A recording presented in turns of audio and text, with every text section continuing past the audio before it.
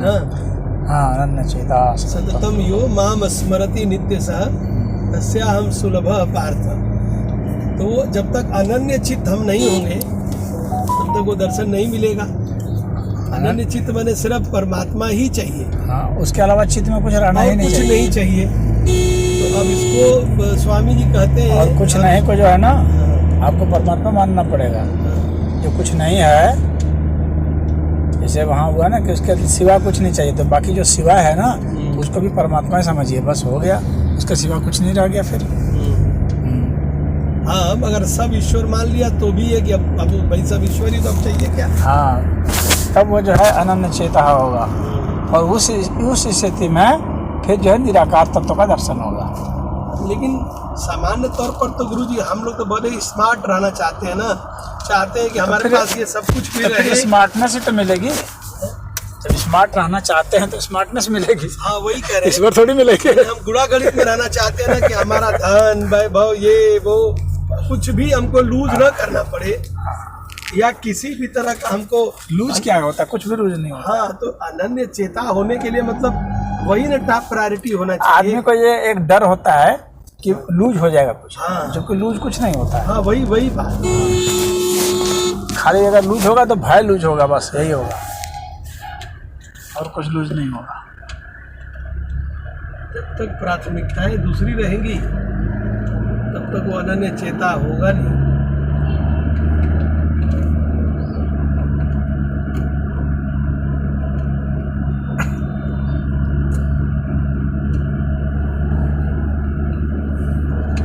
अधिकतर को डर लगता है ना कि जो हमने इतने सब मेहनत करके जो किया है सब खत्म हो जाएगा। हाँ, इसी का सबसे बड़ा भय लगता है। ईश्वर पाने के लिए सब छोड़ना पड़ेगा, और सब छूटेगा तो हमारा फिर और छोड़ने के बाद कौन गारंटी है कि मिलेगा। आदमी ऐसा सोचता है, पता चला छोड़ भी दिया कुछ मिला भी नहीं। छपे गए छपे बंद है, बच गए डूबे हो गया। कृपा जो हम करते हैं, कृपा हम सोचते हैं सब कुछ भी रहे और कृपा मनुष्य में हो, इस वक्त कैसे हो जाएगा।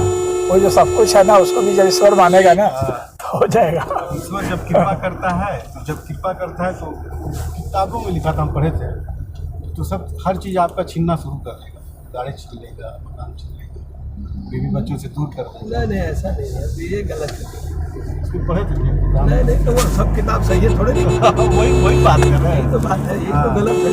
तो सब कुछ उसके प्रति जो आसक्ति मोह है ना वो छिन जाता है, वही वो छिन जाता है। बात है कि उसके प्रति जो हाँ, परिवार का जो मोह माया है वो छिन जाएगा, परिवार थोड़ी छिनेगा। गाड़ी छोड़ दिए हैं, पैदल चल रहे हैं, अपना उससे कोई मतलब नहीं है। नहीं, वो पैदल चलने से भी चल नहीं रहा है कि पैदल चल रहे, किसी में कंसर्न नहीं है। गाड़ी पैदल चलो या गाड़ी चलो, वही है, पैदल चल रहे तो भी वही। उसके प्रति जो आसक्ति है, क्योंकि जब छोड़ेंगे ना तो आपको फिर आप छोड़ने का मोह आपको पकड़ लिया। छोड़ने का ये ध्यान रखिएगा, छोड़ने का मोह। एक साधु जी आए थे समझे हमारे पास, तो चलते रहते थे, तो मैंने कहा कि महात्मा जी रुक जाइए आज, छोड़ के भी पकड़े रहेंगे वो। आज रुक जाइए। तो कहे नहीं, मेरे गुरु जी आदेश दिए हैं कि एक दिन से कहीं भी ज़्यादा मत रुकना। हाँ, तो मैंने कहा कि इसी तरह से अगर आप भागते रहेंगे तो आप भागने को नहीं पकड़ लिए हैं, आप जैसे रुकने को पकड़े तो आप भागने को पकड़ लिए। हाँ, कहीं भी हम भागना तो नहीं, आप सुनिए भैया, बोलिए मत। बोलिए मत। तो वो एक बार सोचे, खड़ा रहे, कमंडल वमंडल लिए हुए थे। हालांकि एक दिन वहाँ हमारे यहाँ रुके थे, तो हमसे सत्संग उनको अच्छा लग रहा था, तो वही मैंने उनको कहा था कि आप एक दिन रुक जाइए। हाँ, तो नहीं, हमारे गुरु जी एकदम आदेश दिए कि कहीं भी ज़्यादा रुकना ही नहीं, हर हाल में। हाँ, तो मैंने कहा कि आपको जो है आपको भागने का मोह पकड़ लिया है। असल में मुक्ति मोह से न चाहिए। ये जगह क्या कर रहा है, जगह आपको कुछ बिगाड़ रहा है, बताइए। जगह नहीं बिगाड़ रहा है ना। आप कहीं भी जाएंगे धरती पर नहीं जाएंगे, कहीं भी जाएंगे गांव पर ही जाएंगे, कहीं भी जाएंगे घर पर ही जाएंगे। तो नहीं, मैं नहीं रुकूंगा। हाँ, और लेकिन उनको मेरी बात जो है ना उनके दिमाग में घुस गई थी। तो 3-4 गांव के बाद जो है ना वो रुक गए। हाँ, कुछ लोगों ने मतलब बहुत दिन के बाद, मतलब करीब 8-9 महीना हो गया, तो मुझे कहे कि एक साधु जी है वहाँ पर, ऐसी सी बात है। तो मैंने कहा कि वो तो कहते थे कि नहीं रुकेंगे कहीं पर। आप कैसे रुके? तो कि अच्छा मैं जा करके पूछूंगा उनसे। फिर वो गए हो गए, लेकिन वो वहाँ पर रुके रह गए। वो बात समझ में आ गई। ये रुकना और ये चलना, ये सब जो ना वास्तविकता जो है, आपको इससे मोह से मुक्त होना होता है। पैसे को पकड़ना वह भी एक मोह है, पैसे को छोड़ देना, फेंक देना पैसा को, वह भी एक मोह है। मोह है, फेंकने का एक मोह। वो फेंकने का मोह हो गया। हम नहीं छुएंगे। हाँ, आपको ऐसे साज होना है जैसे सांस आती है और जाती है, ना हम सांस को पकड़ते हैं ना सांस को छोड़ते हैं। हाँ? उस तरह का जो सहज भाव होगा ना, वह आपको मुक्त करता है। वही आपको तनाव नहीं देगा, अन्यथा तनाव देगा। मैसेज कर देती हैं। गाड़ी छोड़ेंगे तो गाड़ी का तनाव देगा, गाड़ी नहीं होगा तो गाड़ी होने का तनाव देगा। तनाव तो देगा ही हर समय। बस पैदल है तो पैदल चलते रहिए, गाड़ी मिल गया गाड़ी चल गया, ट्रेन मिल गया ट्रेन गई, जो मिला तो चलते जाइए। पलंग मिला पलंग पर सो जाइए, जमीन मिली जमीन पर सो जाइए। जो बिल्कुल जी ना, अब वो पकड़ लेते हैं कि हम तो पलंग पर नहीं सोएंगे। हाँ, हम तो साधु हो गए, हम तो भूमिया सोएंगे, वहीं यहीं सोएंगे, हम गद्दा पर नहीं सोएंगे। तो उससे फिर वो परेशानी हो जाती है। सहजता नहीं रहती।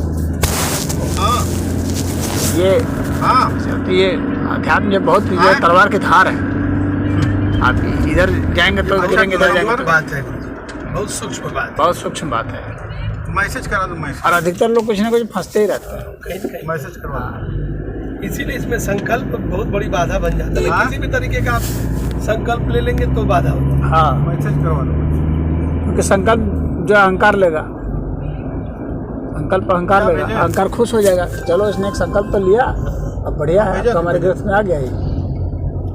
बस जिस चीज का संकल्प लेना चाहिए इंसान को वही लेना चाहिए। जैसे हमको अब साधना करना है, बैठना है, अब इसका तो संकल्प लेना पड़ेगा। हाँ, वह तो अपनी जगह पर है। हाँ, वो अब तो उसको साधना के लिए छोड़ेंगे, सहज उस काम तो नहीं तरह हो का पाएगा। संकल्प जो है वो सही माना जाता है। हाँ। लेकिन अंत में वह संकल्प भी छूट जाता है। हाँ, तो वो अपने आप वो तो जनरल फिर हो जाता है वह ना, तो संकल्प रूटीन हो भी छूट जाता जाना चाहिए। है।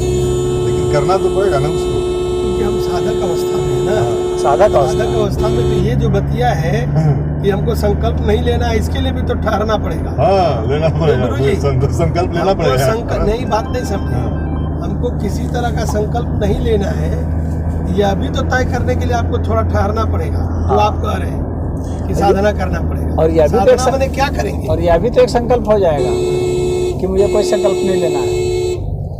हाँ, फिर वो भी एक संकल्प है। वो भी एक एक बात संकल्प है कि बहुत वो काफी सहज सूक्ष्म जो है है। ना, बहता हुआ पानी वाली बात सही है। गुरु जी ने कहा सांस का आना जाना, इसी तरह की जिद जो है ना, कुछ चीजें जो जिद माना जाता है उसको धर्म जो है, अध्यात्म उसको जिद नहीं मानता, उसको वो रूटीन मानता है। हम उसको जिद समझते हैं क्योंकि हमारा दिमाग इतना बुद्धि हमारा है ना कि वो बुद्धि उसको जिद समझता है।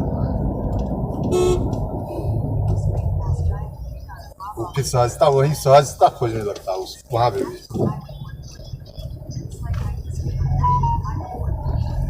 हाँ, वो 875 रुपया है।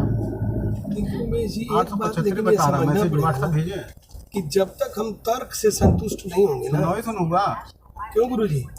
गुरु जी, पहले सारा लॉजिक गिर जाना चाहिए। हाँ वही मेरा लॉजिक करते हुए जब नौ सौ तक तब जा तर्क करके जो ना है, गिर जाए ना। तब श्रद्धा, वास्तविक श्रद्धा उत्पन्न हो गया, विश्वास नहीं होगा तब। ठीक है। अन्यथा विश्वास उत्पन्न हो जाता है। जैसे मैं इस पर हमेशा सोचता हूँ कि अगर सीधे विश्वास क्यों नहीं हो जाता, तो फिर मैं कहता हूँ ठीक है, देखता हूँ तर्क कहाँ तक जाता है। हाँ। और अंत में जाके गिरता है। तर्क तो बुद्धि भगवान ने क्यों दिया? तर्क करने के लिए दिया है। अब बुद्धि दिया है, तर्क नहीं करेंगे।